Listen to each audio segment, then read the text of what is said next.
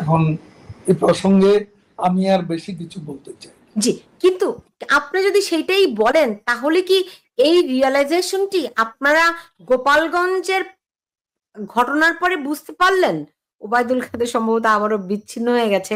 তাকে যে প্রশ্নটি আমি রাখতে চাই এখন, যে জনাব ওবায়দুল কাদের, আপনারা এই সোনার প্রধান সম্পর্কে যে মূল্যায়নটি এখন আপনি আমাকে দিলেন, সেটি কি আপনারা এই গোপালগঞ্জের ঘটনার পরে বুঝতে পেরেছিলেন, নাকি আপনারা ধরেন তার আমরা প্রকাশ? মুখ খুলেছি, আমরা সেনাবাহিনী সম্পর্কে কোনো বক্তব্য রাখি, যদিও আমরা দেখেছি তাদের নীরব উপস্থিতির মুখে তাদের নাকের ডগায় ৩২ নম্বর বুলডোজার দিয়ে ধ্বংস করা হয়েছিল, এবং তাদের উপস্থিতিতে সেদিন যে জঙ্গি হামলা ৫ই আগস্টে, সেটাও তাদের নীরব উপস্থিতিতেই সংঘটিত হয়েছে। এবং কারো কারো মতে তাদের সায়ও ছিল, সমর্থন সূচক সম্মতিও ছিল, এরকমটাও আমরা জানতে পেরেছি।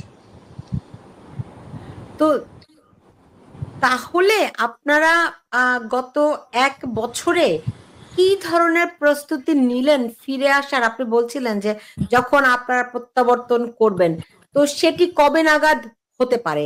সেনাবাহিনীকে যদি আপনাদের বিরুদ্ধে থাকে, সেক্ষেত্রে আপনারা কেমন করে অগ্রসর হবেন? গোটা সেনাবাহিনী আমাদের বিরুদ্ধে, একথা তো আমরা বলি। সেনাবাহিনীর মধ্যে বিভিন্ন সমীকরণ থাকতে পারে। সেনাবাহিনী অ্যাজ এ হোল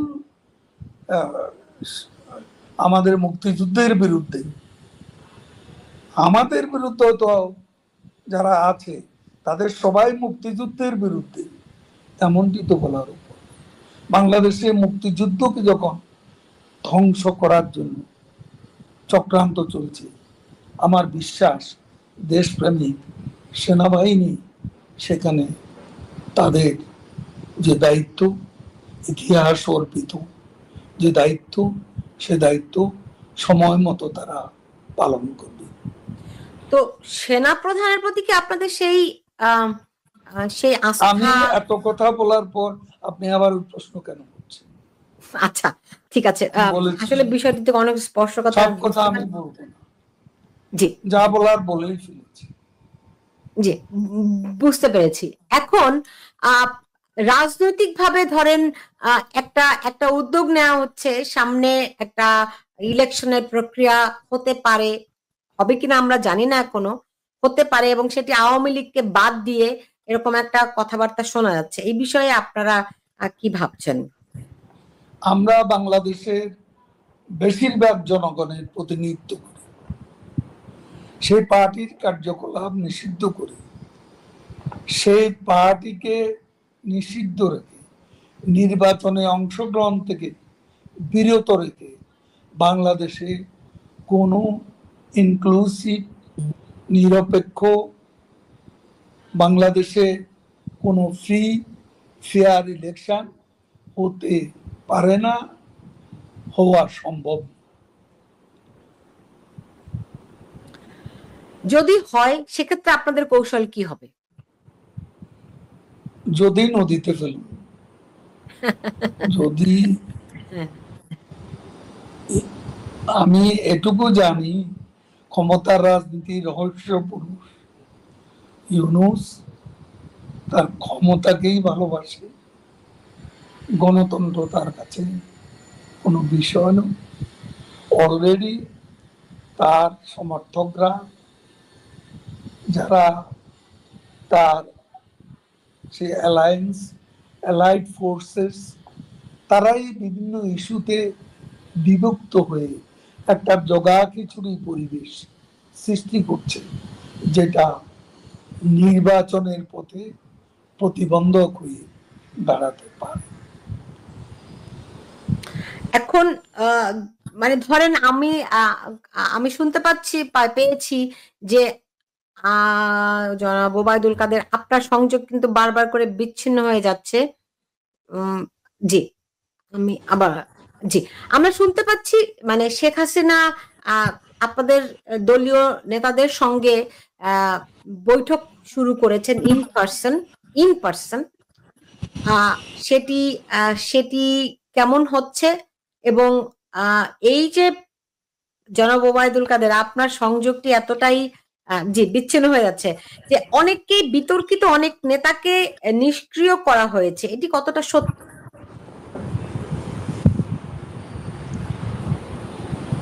একথা মোটেও সত্য নয়। এখন এসব বাদ বিচার করার সময় না।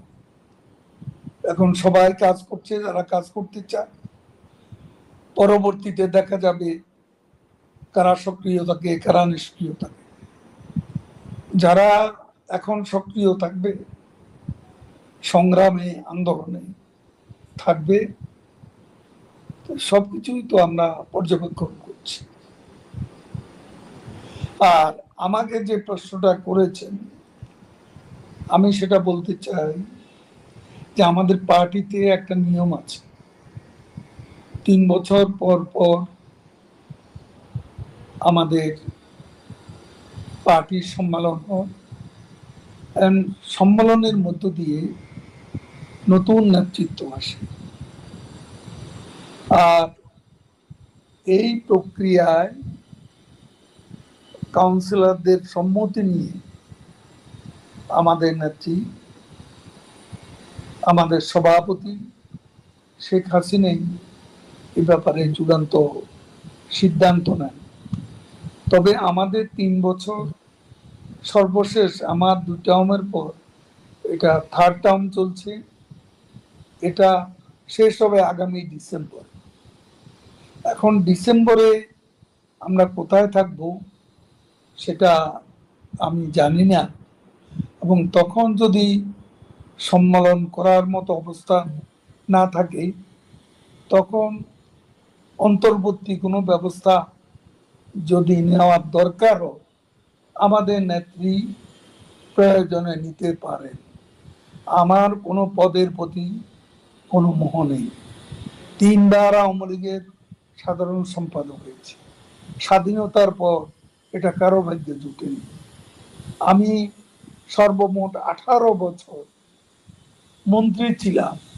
আওয়ামী লীগ করে এই সৌভাগ্য কারো জুটেছে এমন তো আমার মনে পড়ে না। এরপর কোনো পদের প্রতি আমার কোনো আকাঙ্ক্ষা নাই। আমি এখন দিতে চাই। আমার পাওয়ার ঘরে সব শূন্যতাই পূরণ হয়ে গেছে। আমার কোনো কিছু পাওয়ার চাওয়ার নেই।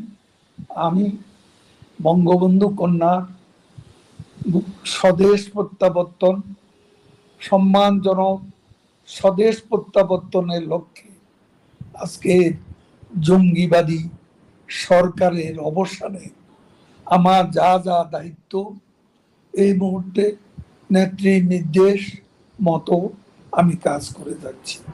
যখন আমার প্রয়োজন ফুরিয়ে যাবে তখন আমি সরে যাব। আমার এখানে কোনো অহংবোধ নেই, পদ আঁকড়ে রাখার সামান্যতম বাসনাও নেই। আপনার কি মনে হয় আপনার দলের অন্য যারা নেতৃবৃন্দ আছে তাদেরও একই রকম মনোভাব?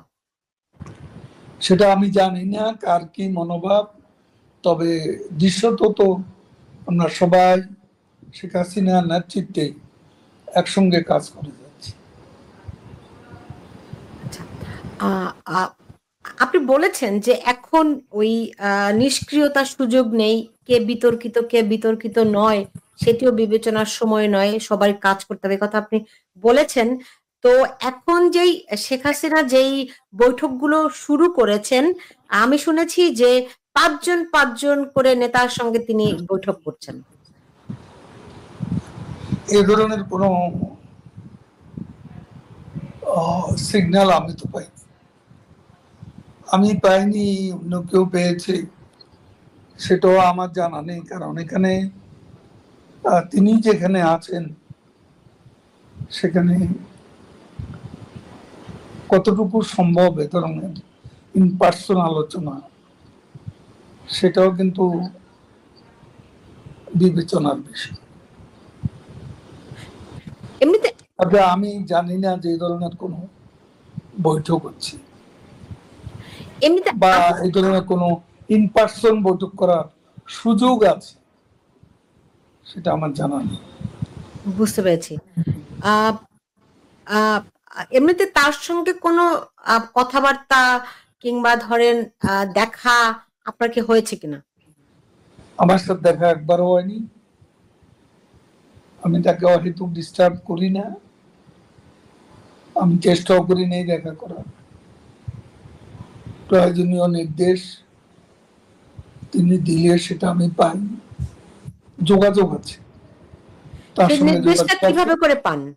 জরুরি প্রয়োজনে, যেভাবে পাওয়া আজকের পৃথিবীতে সম্ভব সেভাবেই হবে। ফোনে আর কি, রাইট?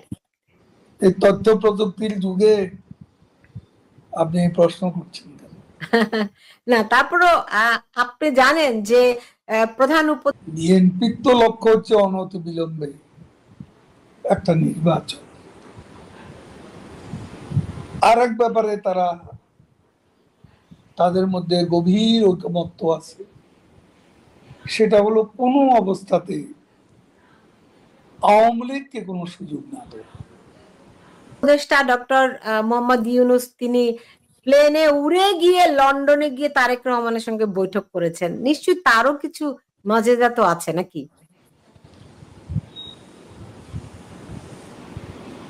সেটা বৈঠক তো বিএনপির তো লক্ষ্য হচ্ছে অনতি বিলম্বে একটা নির্বাচন। আর এক ব্যাপারে